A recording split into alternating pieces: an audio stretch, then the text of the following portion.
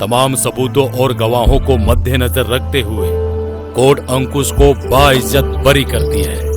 आखिरकार फिर एक बार प्यार की ही जीत हुई।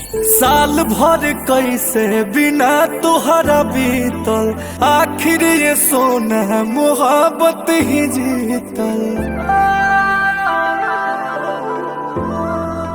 साल भर कैसे बिना तुहरा बीतल, आखिर ये सोना मोहब्बत ही जीतल। जान हो दिल से रिहा हो गईनी, काट के साजा तय हो जन दुनिया के प्यार की देखावे, आजा से नूरा लगावे, आजा हो किए हो जन हमारा के अपन तू बनावे, आजा से नूरा लगावे, आजा हो।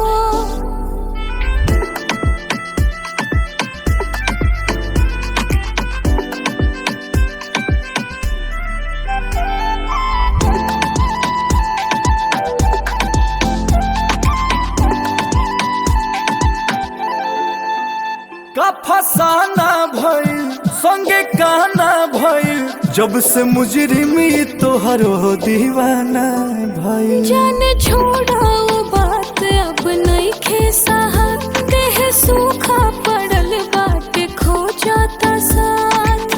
बेरी बेरी तू याद पुराना का कर लू ताजा, तय हो जन दुनिया के प्यार ई देखावे, आजा से नूरा लगावे, आजा हो किए हो जन हमारा के अपन तू बनावे, आजा से नूरा लगावे, आजा हो।